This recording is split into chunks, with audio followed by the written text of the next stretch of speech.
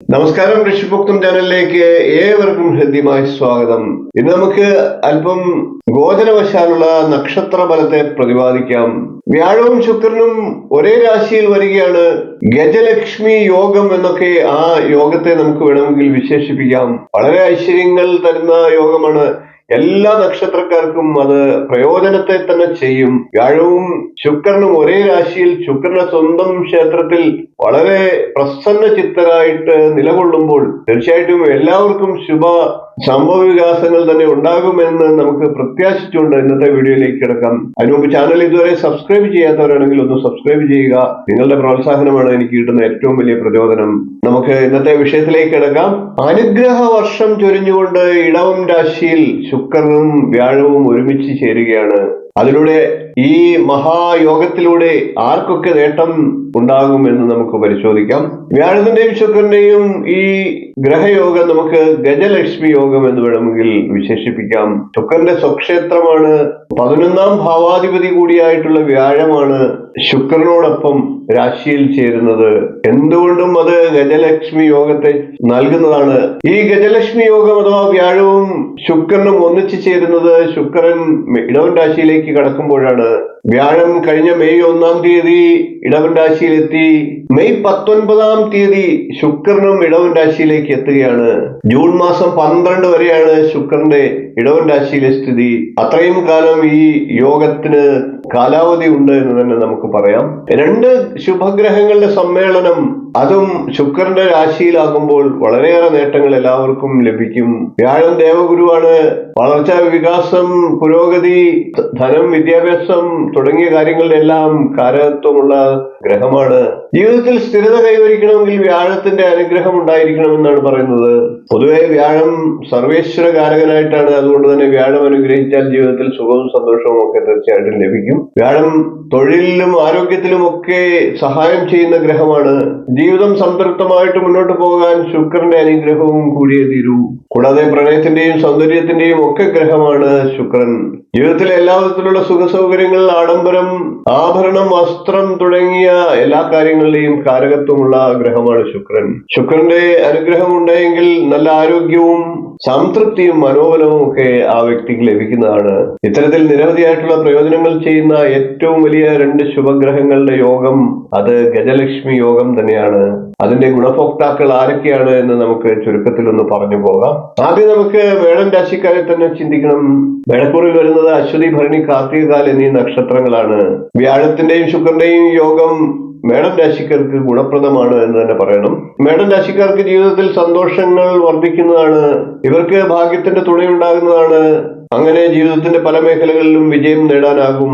സാമ്പത്തിക സ്ഥിതി കൂടുതൽ മെച്ചമാകാൻ ഉള്ള അവസരങ്ങളും വന്നു ചേരാം. തൊഴിൽ മേഖലയിലും ഗജലക്ഷ്മി യോഗത്തിന്റെ പ്രയോജനം ലഭിക്കുന്നതാണ്. ബിസിനസ്സുകാരെ സംബന്ധിച്ചും അനുകൂല സമയമാണ്. മേടക്കൂറുകാർക്ക് ബിസിനസ് വിപുലീകരിക്കാനും അതിലൂടെ കൂടുതൽ വളർച്ച നേടാനും ഒക്കെ പറ്റിയ സമയമാണ് എന്നർത്ഥം. അടുത്തത് നമുക്ക് കൂടുതൽ പ്രയോജനം ലഭിക്കാൻ സാധ്യതയുള്ള രാശി ചിങ്ങം രാശിയാണ്. ചിങ്ങക്കൂറിൽ വരുന്നത് മകം, പൂരം, ഉത്രംകാൽ എന്നീ നക്ഷത്രങ്ങളാണ്. ചിങ്ങക്കൂറുകാർക്ക് ദാമ്പത്യത്തിൽ നല്ല സന്തോഷാനുഭവങ്ങൾ ലഭിക്കുന്നതാണ്. പങ്കാളിയോടൊപ്പം കൂടുതൽ സമയം ചെലവഴിക്കാനും അടുപ്പം വർദ്ധിപ്പിക്കാനും ഒക്കെ സാഹചര്യങ്ങൾ ഉണ്ടാകുന്നതാണ്. ദാമ്പത്യ പ്രശ്നങ്ങൾ ഉള്ളവർക്ക് പോലും അതെല്ലാം ഇല്ലാതാക്കി പ്രശ്നങ്ങളില്ലാതെ മുന്നോട്ട് കൊണ്ടുപോകാനുള്ള അവസരങ്ങൾ വന്നു ചേരും. അതോടൊപ്പം ചിങ്ങക്കൂറുകാർക്ക് സാമ്പത്തിക സ്ഥിതി മെച്ചപ്പെടുന്ന സാഹചര്യം ഉണ്ടാകും. ചിങ്ങക്കൂറുകാരായിട്ടുള്ളവർക്ക് ബിസിനസ്സുകൾ പുതിയതായിട്ട് ആരംഭിക്കാനും ഉള്ള ബിസിനസ്സുകളൊക്കെ വിപുലീകരിക്കാനും ഒക്കെ അനുകൂല സമയമാണിത്. ലക്ഷ്മി ദേവിയുടെ അനുഗ്രഹത്താൽ സാമ്പത്തിക പ്രതിസന്ധികളെയൊക്കെ മറികടക്കാനുള്ള അവസരങ്ങൾ വന്നു ചേരും. അതിനുള്ള ശ്രമം നടത്തുക. സാമ്പത്തികമായി പൊതുവെ ചിങ്ങക്കൂറുകാർക്ക് പുരോഗതിയും ഐശ്വര്യവും വന്നു ചേരുന്നതാണ്. കൂടാതെ ചിങ്ങക്കൂറുകാരുടെ ആരോഗ്യവും ഈ സമയത്ത് ഗജലക്ഷ്മി യോഗ ഫലമായിട്ട് അനുകൂലമാണ് എന്ന് തന്നെ പറയണം. വ്യാഴത്തിന്റെയും ശുക്രന്റെയും യോഗഫലം ഏറ്റവും കൂടുതൽ ഗുണം ലഭിക്കുന്നതിൽ 3 രാശിക്കാരിൽ മൂന്നാമത്തെ രാശി നമുക്ക് പറയേണ്ടത് മകരക്കൂറുകാരാണ്. മകരക്കൂറിൽ വരുന്നത് ഉത്രാടത്തിന്റെ 1/4 ഭാഗം, തിരുവോണം, അവിട്ടത്തിന്റെ ആദ്യ പകുതി എന്നീ നക്ഷത്രങ്ങളാണ്. വാക്കുകളിലൂടെയും മധുര സംഭാഷണങ്ങളിലൂടെയും ഒക്കെ മകരക്കൂറുകാർ ആളുകളുടെ ശ്രദ്ധയും മതിപ്പും ഒക്കെ പിടിച്ചു പറ്റും. അതിന് ഇവർക്ക് അനുകൂല സമയമാണ് ഇപ്പോൾ. ഉദ്യോഗസ്ഥരായിട്ടുള്ളവർക്ക് അവരുടെ ജീവിതത്തിലും ഉദ്യോഗത്തിലും ഒക്കെ ഉയർച്ച ഉണ്ടാകുന്നതാണ്. ബിസിനസ്സുകാരായിട്ടുള്ള മകരക്കൂറുകാർക്ക് കൂടുതൽ ലാഭം വന്നു ചേരുന്നതാണ്.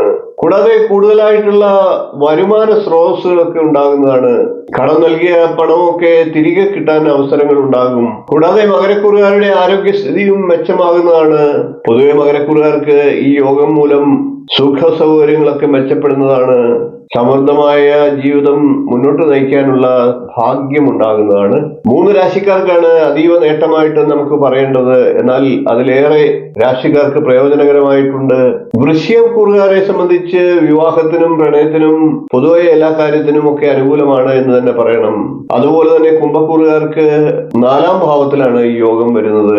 അവരുടെ കർമ്മ പുരോഗതിയിലും ജീവിത നിലവാരത്തിന്റെ ഉയർച്ചയിലും ജീവിതത്തിൽ സുഖവും സന്തോഷവും ഒക്കെ ഉണ്ടാകുന്നതിലും ഒക്കെ നിർണായകമായിട്ടുള്ള നേട്ടങ്ങൾ ഈ സമയത്ത് ഈ യോഗം മൂലം അവർക്ക് ലഭിക്കുന്നതാണ്. അതോടൊപ്പം മീനക്കൂറുകാർക്കും ഈ യോഗം ഗുണകരമാണ്. മീനക്കൂറിന്റെ അധിപനായിട്ടുള്ള വ്യാഴമാണ് ശുക്രനോട് കൂടി ചേരുന്നത്. അതോടൊപ്പം കർക്കിടകക്കൂറുകാർക്കും ഈ യോഗം ഗുണകരമാണ്. 11-ാം ഭാവത്തിലാണ് ഈ 2 ഗ്രഹങ്ങളുടെയും സംയോഗം നടക്കുന്നത്. കർക്കിടകക്കൂറുകാരായിട്ടുള്ള ബിസിനസ്സുകാരുടെയൊക്കെ ലാഭം വർദ്ധിക്കുന്നതാണ്. കർക്കിടകക്കൂറിൽ വരുന്നത് പുണർദത്തിന്റെ കാൽഭാഗം പൂയം ആയില്യം എന്നീ നക്ഷത്രക്കാരാണ്. വൃശ്ചികക്കൂറിൽ വരുന്നത് വിശാഖത്തിന്റെ കാൽഭാഗം അനിഴം തൃക്കേട്ട എന്നീ നക്ഷത്രങ്ങളാണ്. കുംഭക്കൂറിൽ വരുന്നത് അവിട്ടത്തിന്റെ 2-ാം പകുതി ചതയം പൂരിട്ടാതിയുടെ 3/4 ഭാഗം എന്നീ നക്ഷത്രങ്ങളാണ്.